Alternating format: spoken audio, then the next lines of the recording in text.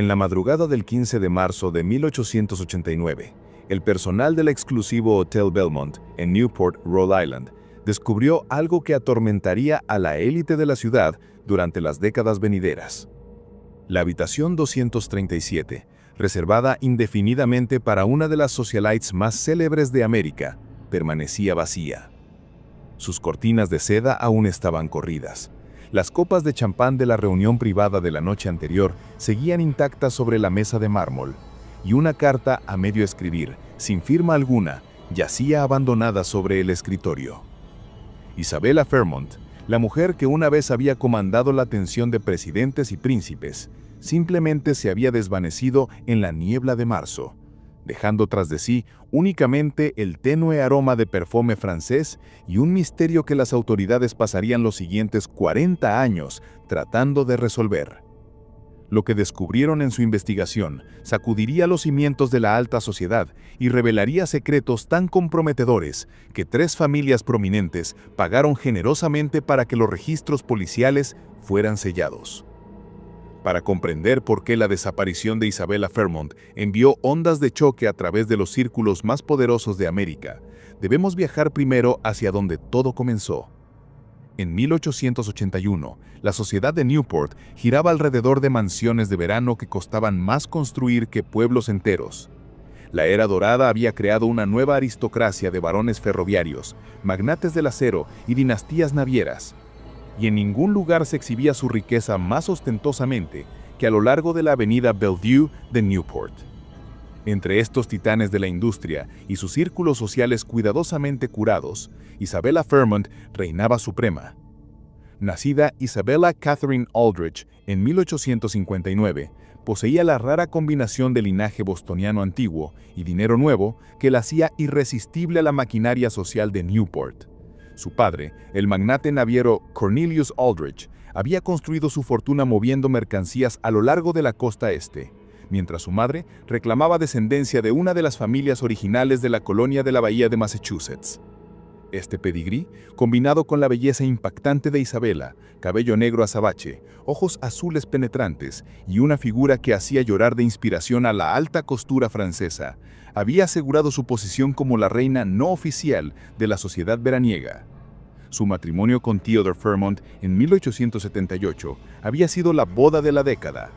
Theodore, heredero de una fortuna del acero de Pensilvania, poseía el tipo de naturaleza seria y confiable que complementaba el espíritu vivaz de Isabella.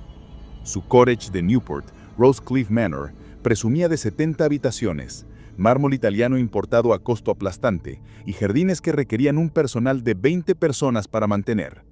Las fiestas de verano de Isabella se volvieron legendarias, asuntos elaborados donde senadores se mezclaban con la nobleza europea, donde se cerraban negocios que valían millones sobre champán y caviar, y donde una sola invitación podía asegurar el lugar de uno en la sociedad de por vida. Los periódicos locales no podían tener suficiente de ella. El Newport Daily News publicaba una columna semanal simplemente titulada La Semana de la Señora Fairmont, detallando sus esfuerzos caritativos, sus elecciones de moda y sus listas de invitados. Patrocinaba las artes con entusiasmo genuino, financiando la construcción del primer teatro apropiado de Newport y seleccionando personalmente los músicos europeos que actuaban en sus soirées. Su influencia se extendía más allá de meras reuniones sociales. Los ejecutivos ferroviarios buscaban su opinión en asuntos de negocios, los políticos cortejaban su respaldo, y hasta el presidente Chester Arthur había cenado en su mesa durante el verano de 1883. Pero debajo de la superficie reluciente de la vida cuidadosamente orquestada de Isabella, corrientes más oscuras ya comenzaban a fluir. La misma maquinaria social que la había elevado a tales alturas operaba con cisnes, rumores y la amenaza constante del escándalo. En el mundo herméticamente sellado de Newport de riqueza heredada y propiedad manufacturada, la reputación era todo. Y las reputaciones, como Isabella pronto descubriría, podían ser destruidas con precisión quirúrgica. Los primeros susurros comenzaron durante el verano de 1884, en lo que las columnistas sociales después llamarían la Semana de las Sombras. Todo comenzó inocentemente. Isabella había sido vista cenando sola con Jonathan Pembroke, un joven arquitecto apuesto que había sido comisionado para diseñar adiciones a varias mansiones de Newport. Pembroke, apenas de 30 años y poseedor del tipo de intensidad romántica que hacía que las matronas de la sociedad se abanicaran nerviosamente, había llegado a Newport con credenciales impecables y un pasado misterioso que solo aumentaba su atractivo. La llegada de Jonathan Pembroke a Newport había sido orquestada con la precisión de una campaña militar. Su trabajo previo, una mansión de renacimiento gótico para un barón del acero de Pittsburgh y la restauración de una propiedad colonial en Virginia, demostraba tanto visión artística como habilidad práctica.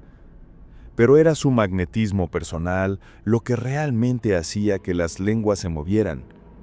Alto y delgado, con cabello oscuro que perpetuamente caía sobre su frente y ojos verdes intensos que parecían ver directamente a través de las pretensiones elaboradas de la alta sociedad, Pembroke poseía algo que la gana usual de caballeros apropiados de Newport carecía: peligro. Isabella lo encontró por primera vez durante una reunión de comité para la expansión propuesta de Trinity Church. Había estado revisando planos arquitectónicos cuando Pembroke entró a la habitación y los testigos después recordaron el momento eléctrico cuando sus ojos se encontraron a través de la mesa de conferencias de caoba. Lo que comenzó como consulta profesional rápidamente evolucionó hacia algo mucho más personal e infinitamente más peligroso. Su relación se desarrolló con el tipo de intensidad imprudente que solo ocurre cuando dos personalidades poderosas reconocen espíritus afines en el otro.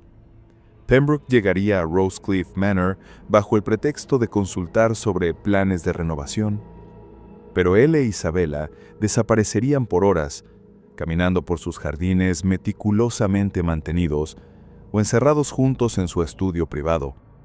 El personal de la mansión, entrenado en discreción, pero humanos, no obstante, comenzó a notar cosas.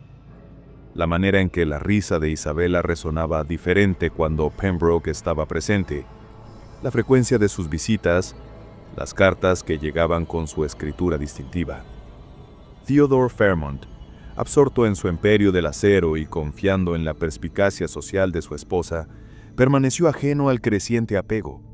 Aprobaba el trabajo arquitectónico de Pembroke e incluso elogió a Isabella por su excelente elección de contratista.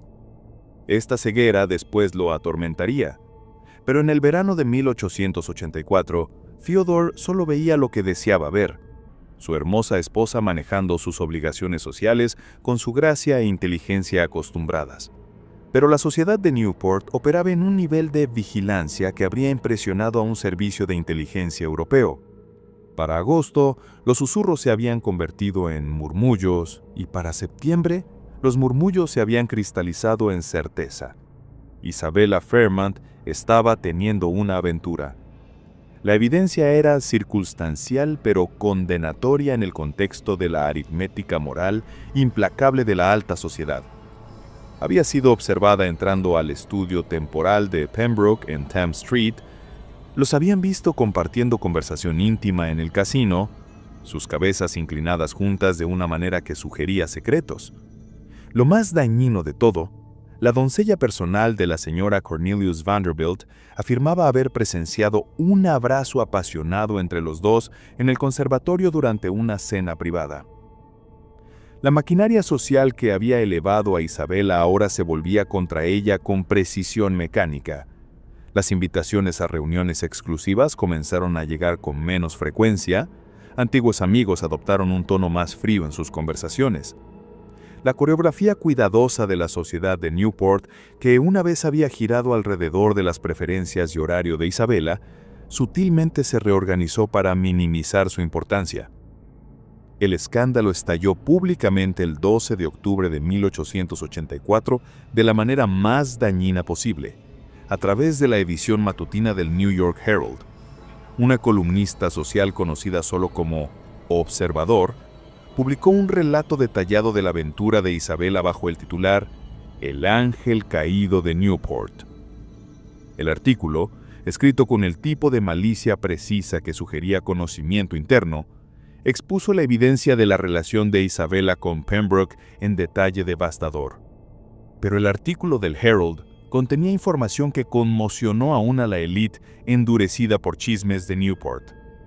Según la columnista, Pembroke no era meramente un arquitecto buscando aventura romántica con una socialita aburrida.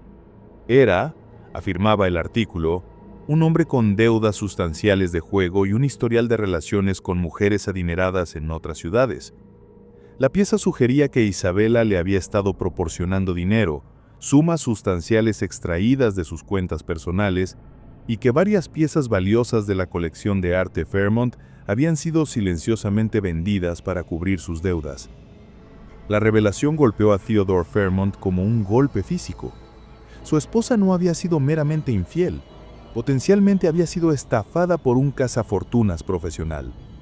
La humillación se compuso por la realización de que sus asociados de negocios, sus pares sociales y su personal doméstico, todos habían estado conscientes de la situación mientras él permanecía en ignorancia. La confrontación entre Theodore e Isabella tuvo lugar la noche del 13 de octubre en la biblioteca de Rosecliff Manor. Según el testimonio posterior de Theodore a investigadores privados, Isabella inicialmente negó la aventura, pero se quebró cuando se le presentaron registros bancarios mostrando las transferencias de dinero. Admitió la relación, pero insistió en que sus sentimientos por Pembroke eran genuinos y que le había dado dinero por amor, no manipulación. La respuesta de Theodore fue rápida e implacable. Exigió que Isabella terminara todo contacto con Pembroke inmediatamente, regresara a Boston para la temporada invernal y se sometiera a un periodo de rehabilitación social que les permitiera eventualmente restaurar su reputación. La negativa de Isabella fue igualmente inmediata y absoluta. Declaró que amaba a Pembroke, que su matrimonio había sido un error y que tenía la intención de buscar un divorcio, una proposición escandalosa que habría arruinado a ambas posiciones sociales permanentemente. Pero la desaparición de Isabella por 3 días en noviembre llevó a algo aún más peligroso. Cuando fue confrontada por Theodore y sus abogados tras ser encontrada en una pensión modesta en Providence bajo un nombre falso, Isabella les presentó una propuesta que era ya sea brillantez desesperada o locura completa. Expondría toda la red de corrupción social que afirmaba existir dentro de los círculos élite de Newport. Según Isabella, su relación con Pembroke le había proporcionado acceso a información que podía destruir a varias familias prominentes. Afirmaba que Pembroke, durante sus conversaciones íntimas, había revelado detalles sobre sus comisiones arquitectónicas que incluían habitaciones ocultas, pasajes secretos y cajas fuertes ocultas en varias mansiones de Newport. Más dañino aún, alegaba que estas modificaciones habían sido solicitadas por clientes que las estaban utilizando para ocultar evidencia de prácticas comerciales ilegales, evasión tributaria y otras actividades criminales. La amenaza de Isabella era específica y aterrorizante en sus implicaciones. Afirmaba tener documentación probando que el senador William Blackstone había ocultado evidencia de soborno en un compartimiento escondido detrás de la chimenea de su biblioteca. Alegaba que el magnate ferroviario Charles Pemberton estaba almacenando documentos falsificados relacionados con adquisición de tierras en una habitación secreta debajo de su bodega de vinos. Más explosivamente, insistía en que poseía evidencia vinculando a 3 familias de Newport con una conspiración para manipular precios del acero durante negociaciones de contratos gubernamentales. Los abogados de Theodore eran escépticos, pero también estaban aterrorizados. En el mundo altamente interconectado de los negocios de la era dorada, acusaciones de esta magnitud podrían desencadenar investigaciones que podrían exponer prácticas comerciales legítimas que operaban en áreas grises legales. La reunión que tuvo lugar el 20 de noviembre de 1884 en el comedor privado del Hotel Belmont incluyó representantes de 5 de las familias más poderosas de Newport. Isabella presentó sus demandas con la precisión fría de una negociadora experimentada. $100,000 en efectivo, las deudas de Pembroke que fueran silenciosamente liquidadas y pasaje seguro garantizado para ambos a Europa, donde permanecerían permanentemente. A cambio, desaparecería de la sociedad americana para siempre y se llevaría sus alegaciones con ella. La negociación duró 6 horas. Para medianoche se había llegado a un acuerdo, pero con modificaciones que Isabella no había anticipado. Las familias proporcionarían el dinero y asegurarían que las deudas de Pembroke fueran liquidadas, pero insistían en condiciones adicionales. Isabella y Pembroke viajarían por separado. No se contactarían entre sí por al menos 2 años, y ambos firmarían acuerdos legalmente vinculantes para nunca regresar a Estados Unidos o comunicarse con cualquier miembro de la sociedad de Newport. Isabella accedió a los términos, pero los testigos después reportaron que parecía diferente durante las negociaciones finales. Distraída, casi soñadora, como si sus pensamientos estuvieran en otro lugar. La última semana de Isabella en América se desarrolló con el tipo de planificación meticulosa que sugería ya sea preparación cuidadosa o desesperación creciente. Se había registrado del Hotel Belmont bajo su nombre de soltera. La elección era simbólicamente apropiada. Estaba en efecto revirtiendo a su identidad antes del matrimonio, antes del escándalo. El personal del hotel después reportó que la señora Fairmont parecía notablemente calmada durante su estadía. Tomaba sus comidas en su habitación, no recibía visitantes y pasaba la mayoría de su tiempo escribiendo cartas. El 28 de noviembre, Isabella hizo una petición inusual. Pidió al conserje del hotel que arreglara para que un fotógrafo tomara un retrato formal. El fotógrafo, Marcus Steinberg, después describió la sesión como una de las más extrañas de su carrera. Isabella posó por casi 2 horas, insistiendo en múltiples fotografías en diferentes poses y condiciones de iluminación. Pagó en efectivo y pidió que las placas fueran reveladas inmediatamente, esperando en su estudio mientras las imágenes eran procesadas. La descripción de Steinberg de Isabella durante la sesión era inquietante. Todavía era una mujer hermosa, pero había algo en sus ojos, un tipo de determinación feroz mezclada con tristeza profunda. Seguía ajustando su joyería, particularmente un broche de rubí que dijo había pertenecido a su abuela. El 1 de diciembre el comportamiento de Isabella se volvió aún más inusual. Contrató un carruaje y pasó todo el día visitando ubicaciones alrededor de Newport que habían sido significativas en su vida social. El casino donde había conocido a tanta gente importante, Trinity Church donde se había casado, el paseo del acantilado donde había caminado con dignitarios visitantes. El conductor del carruaje, Thomas McGillicuddy, después dijo a la policía que la señora Fairmont parecía estar despidiéndose de cada ubicación, pasando largos minutos en contemplación silenciosa en cada parada. Esa noche Isabella regresó al Hotel Belmont y pidió que una cena tardía fuera enviada a su habitación. El gerente nocturno del hotel, Robert Sterling, personalmente entregó la comida y después reportó que Isabella parecía agitada pero determinada. Se había cambiado de su vestido de día a un elegante vestido de noche de seda azul profundo y sus joyas, incluyendo el broche de rubí de la sesión fotográfica, captaban la luz de la lámpara mientras se movía por la habitación. Me agradeció por el servicio durante su estadía y me dio una propina que era demasiado generosa para las circunstancias. Cuando protesté, dijo que la generosidad era uno de los pocos privilegios que el dinero proporcionaba y quería ejercer ese privilegio mientras aún podía. El último avistamiento confirmado de Isabella Fairmont ocurrió aproximadamente a las 11:30 de la noche del 1 de diciembre de 1889. El empleado nocturno del hotel William Chen la vio descender la escalinata principal vestida con un abrigo de viaje oscuro y cargando una pequeña maleta de cuero. Se movía con propósito, pero sin prisa, asintiendo cortésmente a Chen mientras cruzaba el vestíbulo. Cuando él preguntó si necesitaba asistencia con transporte, ella declinó diciendo que sus arreglos ya habían sido hechos. Chen observó a través de las ventanas frontales del hotel cómo Isabella salía hacia la noche de diciembre. Una niebla espesa había llegado del puerto, y en momentos su figura fue tragada por la bruma gris-blanca que frecuentemente envolvía a Newport durante las noches de invierno. Fue la última vez que alguien vería a Isabella Fairmont viva, cuando falló en aparecer para su partida programada en el Britannica la mañana siguiente. Theodore Fairmont contactó a la policía. La investigación que siguió descubriría una red de secretos, mentiras y preguntas sin respuesta que perplejarían a la aplicación de la ley durante décadas venideras. El Departamento de Policía de Newport nunca había manejado un caso como la desaparición de Isabella Fairmont. El detective jefe Samuel Harrison, un hombre metódico que había forjado su experiencia en crímenes del puerto y disputas domésticas, se acercó al caso de Isabella con la minuciosidad sistemática que definiría el trabajo policial por el siguiente siglo. La primera fase de la investigación se enfocó en los movimientos de Isabella durante su última semana en Newport. El equipo de Harrison entrevistó al personal del hotel, conductores de carruajes, comerciantes y cualquier otro que pudiera haberla encontrado.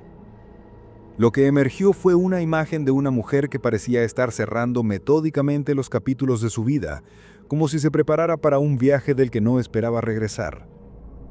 Los contenidos de la habitación de hotel de Isabella proporcionaron las primeras pistas importantes. Su ropa y efectos personales estaban cuidadosamente arreglados, sugiriendo ya sea partida apresurada o preparación cuidadosa. Más intrigante era lo que faltaba: varias piezas de joyería valiosa, incluyendo un brazalete de diamantes que el personal del hotel la había visto usar anteriormente en la semana, no se encontraron por ningún lado. Sus papeles personales incluían borradores de cartas que parecían ser mensajes finales a miembros de la familia, aunque las versiones completadas nunca fueron localizadas. Lo más desconcertante era un documento parcialmente quemado encontrado en la chimenea de la habitación. Los fragmentos que sobrevivieron las llamas contenían lo que parecían ser cálculos financieros y varios nombres, incluyendo JP, presumiblemente Jonathan Pembroke, y WB. Este último inicialmente desconcertó a los investigadores hasta que se dieron cuenta de que probablemente se refería a William Blackstone, el senador a quien Isabella había supuestamente amenazado con exponer. La investigación del detective Harrison tomó un giro dramático cuando intentó contactar a Jonathan Pembroke en Londres. La dirección que los abogados de Isabella habían recibido resultó ser un servicio de reenvío de correo, y Pembroke mismo parecía haber desaparecido tan completamente como Isabella. Las autoridades británicas, respondiendo a la investigación de Harrison, reportaron que nadie que coincidiera con la descripción de Pembroke se había registrado en ninguno de los hoteles principales o pensiones de Londres. Este descubrimiento llevó a Harrison a una conclusión perturbadora. O Pembroke había estado usando una identidad falsa, o nunca había salido realmente hacia Europa. Los registros del barco de vapor confirmaron que alguien llamado Jonathan Pembroke había reservado pasaje a Londres, pero el manifiesto de la línea naviera mostró que el pasajero nunca había abordado la embarcación. Mientras Harrison investigaba más profundamente en los antecedentes de Pembroke, una imagen más siniestra comenzó a emerger. Las credenciales del arquitecto, aunque impresionantes, eran difíciles de verificar completamente. Su trabajo previo en Pittsburgh y Richmond era real, pero los investigadores descubrieron que había dejado ambas ciudades bajo circunstancias cuestionables, abandonando proyectos y dejando deudas sin pagar. Más perturbador era el patrón de relaciones con mujeres adineradas que había marcado su carrera en cada ubicación. Pero el descubrimiento más impactante llegó cuando el equipo de Harrison examinó las modificaciones arquitectónicas que Pembroke había hecho a varias mansiones de Newport. Trabajando con inspectores de construcción locales, confirmaron que al menos 3 casas contenían el tipo de compartimentos ocultos y pasajes secretos que Isabella había descrito. Sin embargo, estas modificaciones habían sido completadas meses antes de que la aventura de Isabella con Pembroke se hiciera de conocimiento público, sugiriendo que su relación con ella podría haber sido planeada desde el principio. El enfoque de la investigación cambió cuando Harrison recibió a una visitante inesperada, la señora Margaret Winthrop, una mujer mayor que había trabajado como costurera para varias familias de Newport. La señora Winthrop afirmaba tener información sobre la desaparición de Isabella, pero insistía en hablar en privado y demandaba aseguranza de que su identidad sería protegida. La historia de la señora Winthrop era tanto fascinante como aterradora. Según su relato, había estado trabajando tarde en el cuarto de costura en la mansión Pemberton la noche del 1 de diciembre, cuando escuchó voces de la casa principal. Curiosa sobre quién podría estar visitando a una hora tan tardía, se había posicionado cerca de una ventana que daba al patio trasero de la mansión. Lo que presenció, afirmó, fue una reunión clandestina entre Isabella Fairmont y 2 hombres que no reconoció. La conversación parecía acalorada, con Isabella gesticulando enfáticamente mientras los hombres permanecían quietos y vigilantes. Después de aproximadamente 20 minutos, Uno de los hombres le entregó a Isabela lo que parecía ser un paquete o sobre, y ella partió con ellos en un carruaje cerrado. El relato de la señora Winthrop era tanto convincente como problemático. No podía proporcionar descripciones detalladas de los dos hombres, afirmando que la iluminación había sido pobre y su punto de vista limitado. Además, su reputación en Newport era algo cuestionable. Había sido despedida de posiciones previas por chismear sobre los asuntos privados de sus empleadores. Harrison estaba inclinado a desestimar su testimonio hasta que proporcionó un detalle que solo alguien que hubiera estado realmente presente podría haber conocido.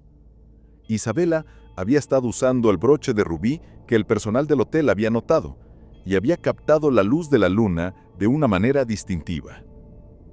El avance en la investigación del detective Harrison llegó de una fuente inesperada: los registros financieros de las 5 familias de Newport que habían negociado el acuerdo de exilio de Isabela. Trabajando con un investigador federal que se especializaba en crímenes financieros, Harrison descubrió una serie de transferencias de dinero que pintaban una imagen perturbadora de los eventos que llevaron a la desaparición de Isabela. Los $100,000 que se suponía financiarían el exilio europeo de Isabela habían sido transferidos a una cuenta bancaria de Nueva York abierta bajo el nombre E.C. Aldrich, el nombre de soltera y las iniciales de Isabela. Sin embargo, la cuenta nunca había sido excedida. El dinero permanecía intocado, sugiriendo que Isabela nunca había tenido la oportunidad de reclamarlo. Más significativamente, la cuenta había sido abierta por alguien usando documentos falsificados, y la escritura en los papeles bancarios no coincidía con la script distintiva de Isabela. Este descubrimiento llevó a Harrison a una conclusión escalofriante. Alguien había estado suplantando a Isabela durante las negociaciones finales, o todo el acuerdo de exilio había sido un engaño elaborado diseñado para proporcionar cobertura para planes más siniestros. La investigación tomó nueva urgencia cuando Harrison descubrió que Jonathan Pembroke no había desaparecido. Había sido encontrado muerto en una pensión de Boston el 30 de noviembre, el día antes de la desaparición de Isabela. La causa de muerte fue oficialmente listada como falla cardíaca, pero la encargada de la pensión reportó que Pembroke había sido visitado por 2 caballeros bien vestidos el día que murió. Los hombres habían afirmado ser asociados de negocios y habían pasado varias horas con Pembroke en su habitación antes de partir silenciosamente. La muerte de Pembroke había sido reportada en periódicos de Boston, pero la historia no había llegado a Newport hasta varios días después. Este tiempo sugería que Isabela podría no haber sabido sobre la muerte de Pembroke cuando hizo sus arreglos finales el 1 de diciembre. Si había estado planeando encontrarse con él o unirse a él en el exilio, habría estado caminando hacia una trampa. La investigación de Harrison ahora se enfocó en identificar a los 2 hombres que habían visitado a Pembroke en Boston y que la señora Winthrop afirmaba haber visto con Isabela la noche que desapareció. El avance llegó cuando descubrió que varias de las familias de Newport habían empleado la misma firma de seguridad privada, la agencia de detectives Pinkerton, para manejar asuntos sensibles relacionados con el escándalo de Isabela. Los archivos Pinkerton, obtenidos a través de presión legal aplicada por investigadores federales, revelaron la existencia de lo que equivalía a una conspiración para silenciar permanentemente a Isabela. Los registros mostraron que agentes habían estado rastreando tanto a Isabela como a Pembroke durante semanas, documentando sus movimientos y monitoreando sus comunicaciones. Lo más condenatorio eran las recomendaciones estratégicas contenidas en los reportes Pinkerton que sugerían que el escándalo planteaba una amenaza tan significativa a los intereses de sus clientes que la resolución permanente podría ser necesaria. El lenguaje eufemístico de los reportes Pinkerton era escalofriante en sus implicaciones. Referencias a neutralizar la amenaza y asegurar discreción permanente sugerían que la agencia de detectives había movido más allá de la vigilancia a territorio más siniestro. Un reporte fechado 28 de noviembre recomendaba acción inmediata para prevenir exposición de intereses del cliente y notaba que la inestabilidad emocional del objetivo proporciona cobertura óptima para varios resultados. Pero el descubrimiento más impactante llegó cuando Harrison examinó los planos arquitectónicos originales para los compartimientos ocultos que Pembroke había construido en las mansiones de Newport. Los planos incluían especificaciones detalladas para un escondite sofisticado bajo la bodega de vinos de la mansión, un espacio lo suficientemente grande para ocultar mucho más que documentos u objetos. Trabajando con investigadores federales e inspectores de construcción locales, Harrison obtuvo una orden para examinar el sótano de la mansión Pemberton. Lo que descubrieron el 14 de febrero de 1890 atormentaría a todos los involucrados en la investigación por el resto de sus vidas. La búsqueda de la mansión Pemberton comenzó al amanecer del día de San Valentín de 1890. El detective Harrison había asamblado un equipo que incluía investigadores federales, oficiales de policía locales y un inspector de construcción que se especializaba en modificaciones estructurales.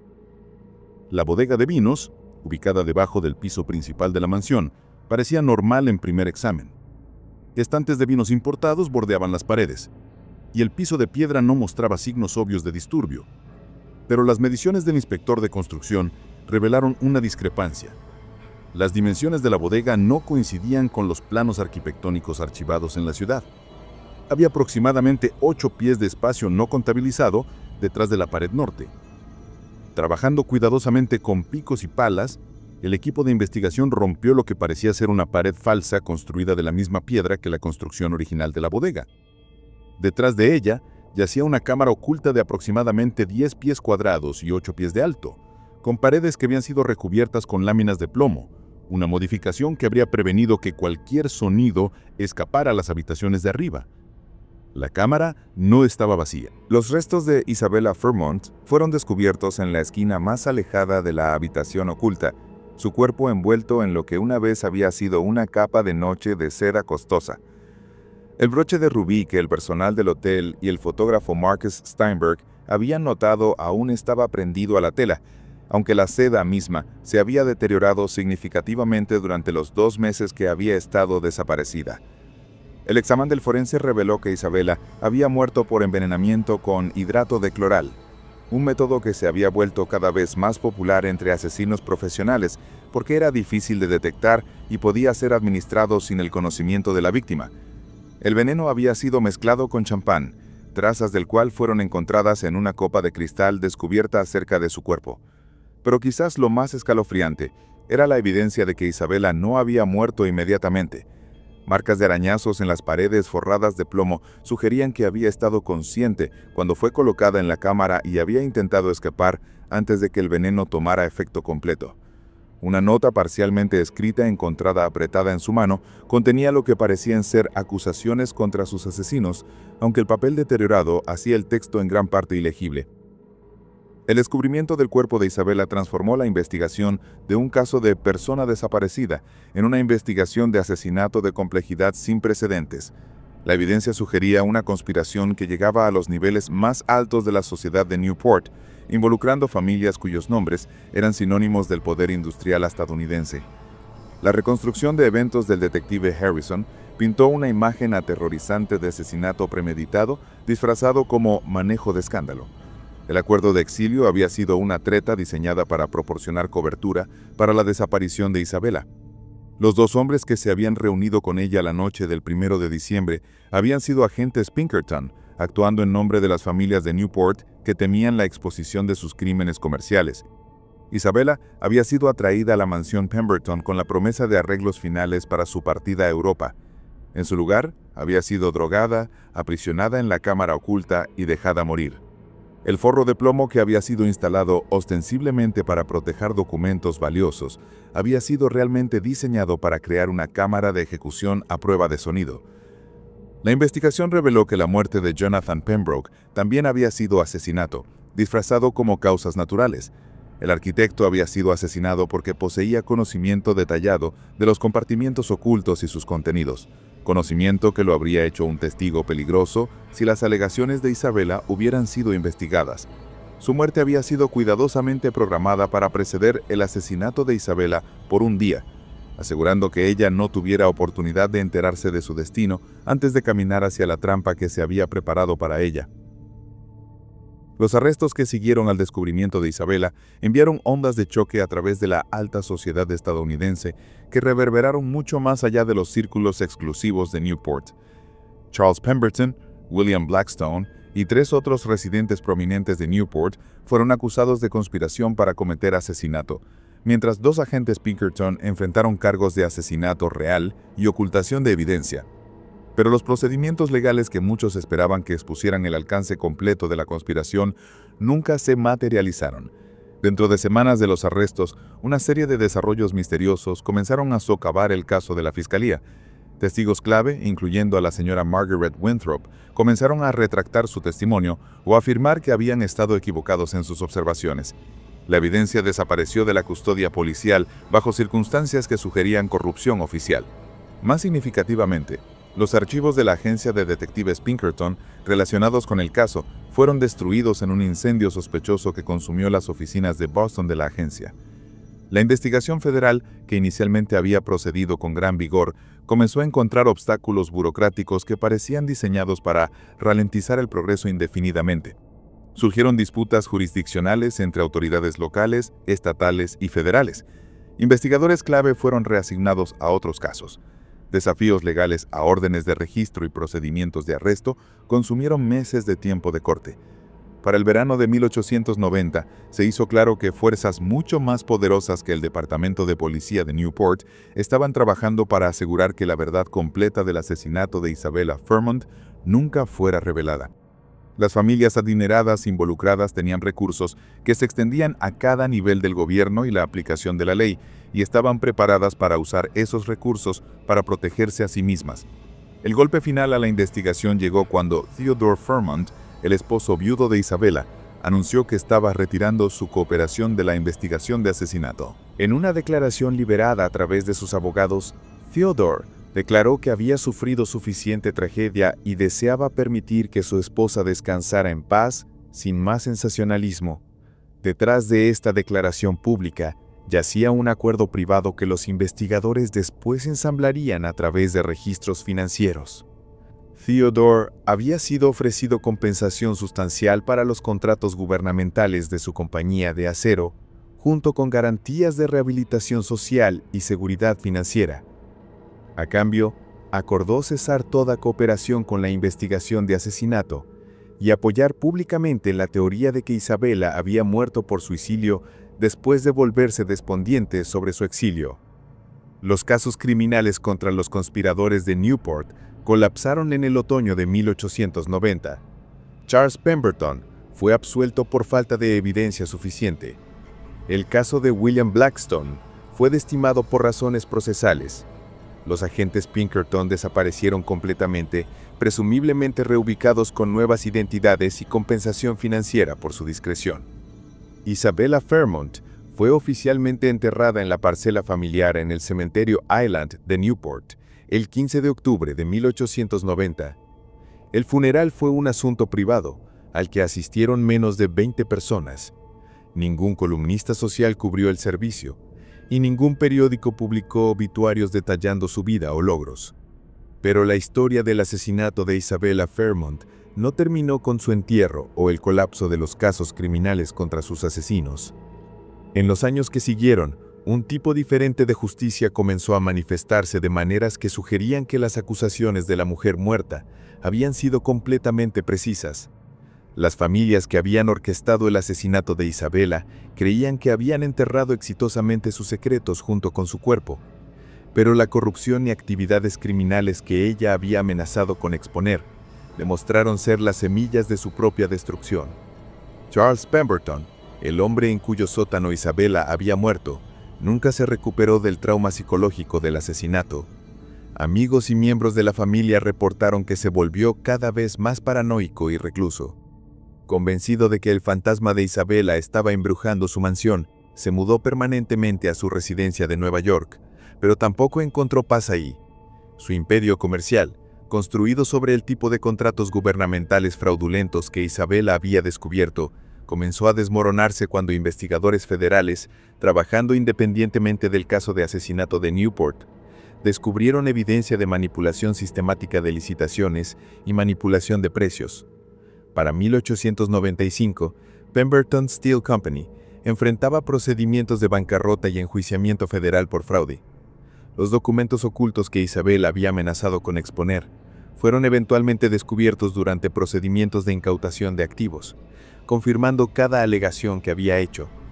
Pemberton mismo Murió en 1897, encontrado muerto en su mansión de Nueva York, bajo circunstancias que sugerían suicidio, aunque la causa oficial de muerte fue listada como falla cardíaca. La carrera política del senador William Blackstone sufrió un colapso similarmente dramático. En 1892, una investigación de corrupción que no tenía nada que ver con el asesinato de Isabella descubrió la evidencia de corrupción que ella había afirmado estaba oculta detrás de la chimenea de su biblioteca. Los documentos descubiertos durante una redada federal detallaban un esquema sistemático para vender votos del Senado sobre legislación ferroviaria. Blackstone fue expulsado del Senado en desgracia y murió en pobreza en 1899, su fortuna familiar consumida por honorarios legales y pagos de restitución. El patrón se repitió con cada una de las familias que habían participado en el asesinato de Isabella. El magnate ferroviario Thomas Hartwell fue arruinado cuando la Comisión de Comercio Interestatal descubrió la conspiración de fijación de precios que Isabella había amenazado con exponer. Su suicidio en 1896 fue noticia de primera plana en periódicos por todo el país. El heredero bancario Robert Sterling perdió su fortuna en el pánico de 1893, en gran parte porque sus prácticas prestamistas ilegales, las mismas que Isabella había descubierto, dejaron a su institución vulnerable cuando la economía colapsó. Pero quizás la justicia más poética llegó en el destino de la agencia de detectives Pinkerton. La organización que había llevado a cabo el asesinato de Isabella se encontró bajo creciente escrutinio federal mientras la violencia laboral escalaba a lo largo de 1890. Las investigaciones del Congreso sobre los métodos y clientes de la agencia revelaron un patrón de corrupción, vigilancia ilegal y violencia que destruyó su reputación permanentemente. Para 1900, la agencia Pinkerton había perdido la mayoría de sus clientes principales y enfrentaba cargos criminales en múltiples estados.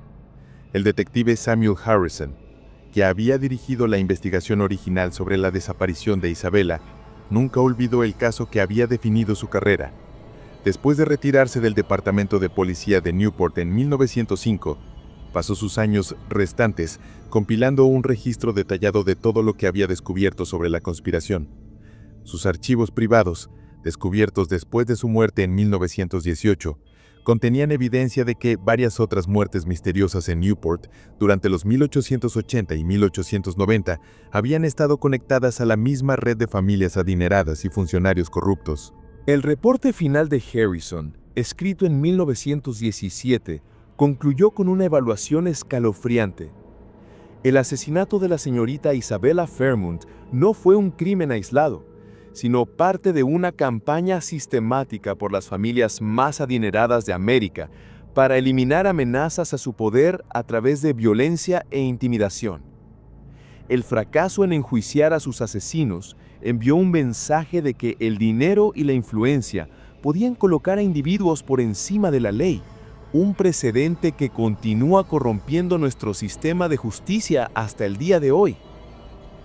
El caso Isabella Fairmont se convirtió en una historia de precaución que fue susurrada en la sociedad de Newport por décadas.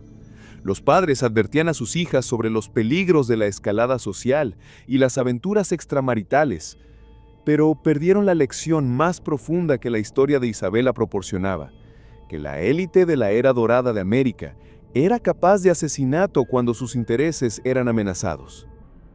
La mansión donde Isabella murió, la propiedad Pemberton, permaneció vacía por más de 20 años después de la muerte de Charles Pemberton. Los residentes locales reportaron ocurrencias extrañas, luces apareciendo en ventanas de la casa supuestamente vacante, sonidos de música y risa llevándose por los terrenos durante noches de invierno, y el aroma persistente de perfume francés en habitaciones que habían estado selladas por décadas. En 1920, la mansión fue comprada por una caridad católica y convertida en un orfanato. Pero la historia problemática del edificio continuó.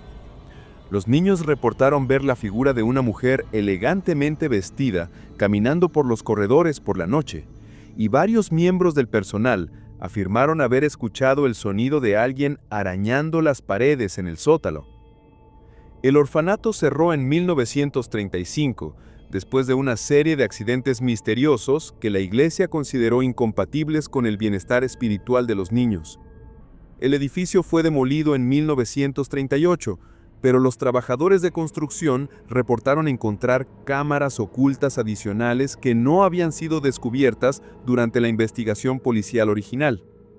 Una cámara contenía lo que parecían ser efectos personales pertenecientes a otras personas desaparecidas de los 1880s y 1890s, sugiriendo que Isabella podría no haber sido la única víctima de la conspiración de élite de Newport. El broche de rubí que Isabella había usado a su muerte se convirtió en el sujeto de su propia leyenda oscura. Después de ser mantenido como evidencia por varios años, fue eventualmente devuelto a Theodore Fairmont, quien inmediatamente lo donó a un museo de Boston. El broche desapareció de la colección del museo en 1895, bajo circunstancias que sugerían robo, pero surgió periódicamente durante las siguientes décadas, siempre asociado con tragedia. En 1902, el broche fue descubierto entre las posesiones de una socialita de Nueva York que había muerto en lo que parecía ser un suicidio. En 1918, fue encontrado en el joyero de una heredera de Filadelfia que había muerto bajo circunstancias misteriosas durante la pandemia de influenza. Cada vez que el broche aparecía, su propietaria sufría un destino que hacía eco al final trágico de Isabella. Theodore Fairmont nunca se volvió a casar. Vivió silenciosamente en Boston hasta su muerte en 1923, pasando sus años finales involucrado en trabajo filantrópico enfocado en proteger a mujeres de violencia doméstica. Su testamento incluyó una dotación sustancial para una fundación dedicada a investigar crímenes sin resolver contra mujeres, aunque nunca reconoció públicamente la conexión con el asesinato de su primera esposa. La Fundación Fairmont, establecida después de la muerte de Theodore, silenciosamente financió investigaciones en docenas de muertes sospechosas involucrando familias adineradas por toda Nueva Inglaterra. Mientras la fundación nunca resolvió ningún caso tan dramático como el asesinato de Isabella, ayudó a atraer atención a un patrón de violencia contra mujeres que había sido sistemáticamente ignorado por agencias de aplicación de la ley más preocupadas por proteger a los poderosos que buscar justicia para los vulnerables. Quizás el misterio más perdurable que rodeaba la muerte de Isabella Fairmont no era quién la mató o por qué, sino qué pasó con la evidencia que ella había reunido sobre la conspiración de Newport. A pesar de búsquedas extensas de su habitación de hotel, sus efectos personales y cada localización que había visitado durante su última semana en Newport, los investigadores nunca encontraron la documentación que ella había afirmado poseer. La teoría del detective Harrison era que Isabella había ocultado la evidencia en algún lugar de Newport, antes de su reunión final con los agentes Pinkerton. Él creía que había sospechado del peligro que enfrentaba y había tomado medidas para asegurar que sus alegaciones sobrevivieran su muerte. Harrison pasó años buscando este escondite oculto de documentos, pero nunca lo localizó. En 1954, renovaciones en el Hotel Belmont descubrieron un sobre sellado oculto detrás de un ladrillo suelto en el área de almacenamiento del sótano. El sobre, marcado con las iniciales de Isabella y fechado el 30 de noviembre de 1889, contenía lo que parecía ser la evidencia perdida: registros financieros detallados, correspondencia entre familias de Newport y oficiales corruptos, y planos arquitectónicos mostrando las ubicaciones de compartimentos ocultos en más de una docena de mansiones. El descubrimiento de la evidencia de Isabella 65 años después de su muerte proporcionó confirmación final de cada alegación que había hecho. Los documentos revelaron una conspiración que se extendía mucho más allá de Newport, involucrando políticos, jueces y líderes comerciales por toda Nueva Inglaterra. Pero para 1954, todos los conspiradores originales habían muerto hacía mucho tiempo y el Estatuto de Limitaciones había expirado en sus crímenes. El Hotel Belmont donó la evidencia de Isabella a la Sociedad Histórica de Newport, donde permanece hoy como parte de una exhibición permanente sobre los aspectos más oscuros de la sociedad de la Era Dorada. Los visitantes a la exhibición a menudo reportan sentir un frío inusual cuando ven las fotografías finales de Isabella y leen sus cartas finales, como si su espíritu permaneciera presente para asegurar que su historia sea finalmente contada completamente. La habitación del hotel donde Isabella pasó sus últimas noches, la habitación 237, fue eventualmente convertida a otros usos, pero el personal y huéspedes continuaron reportando fenómenos inusuales. El aroma de perfume francés, el sonido de una mujer llorando y la sensación persistente de ser observado por ojos invisibles. La administración del hotel eventualmente removió el número de habitación y convirtió el espacio a almacenamiento, pero las ocurrencias extrañas continuaron. En 2019, la unidad de casos fríos del FBI anunciaron que estaban usando técnicas forenses modernas para reexaminar evidencia del asesinato de Isabella Fairmont, aunque reconocieron que el paso del tiempo y la destrucción de registros hacían imposible el enjuiciamiento. Pero para muchos que estudiaron el caso, la cuestión de justicia legal era menos importante que las lecciones más amplias que la historia de Isabella proporcionaba, sobre poder, corrupción y el precio de desafiar intereses arraigados. Su muerte se convirtió en un símbolo de la violencia que la élite de América estaba dispuesta a emplear para proteger sus privilegios, y su historia sirvió como una advertencia sobre los peligros que esperan a aquellos que amenazan con exponer verdades inconvenientes. Este misterio nos muestra que algunos secretos son tan peligrosos que la gente poderosa matará para protegerlos, y que la justicia retrasada a menudo es justicia negada para siempre. Las familias adineradas que asesinaron a Isabella Fairmont escaparon del castigo legal, pero no pudieron escapar de las consecuencias de sus crímenes. Una por una, cayeron víctimas de las mismas fuerzas de corrupción y codicia que habían usado para destruir a otros. La valentía de Isabella Fairmont al enfrentarse a las familias más poderosas de América le costó todo, pero su sacrificio aseguró que sus crímenes eventualmente fueran expuestos. La verdad tiene una manera de surgir incluso cuando la gente poderosa trata de enterrarla para siempre. En los márgenes de la historia estadounidense, donde el poder y la riqueza se encontraron con la justicia y la verdad, Isabella Fairmont se convirtió en un símbolo de resistencia contra la corrupción. Su historia permanece como un recordatorio de que incluso en los lugares más dorados, las sombras más oscuras pueden acechar, y que el precio de la verdad a veces se paga con sangre. En las mansiones de Newport, donde los ecos de la era dorada aún resuenan, el fantasma de Isabella Fairmont sirve como un recordatorio eterno de que ningún crimen, por más cuidadosamente orquestado, puede permanecer oculto para siempre. La justicia puede tardar décadas en llegar, pero al final, la verdad siempre encuentra su camino a la luz.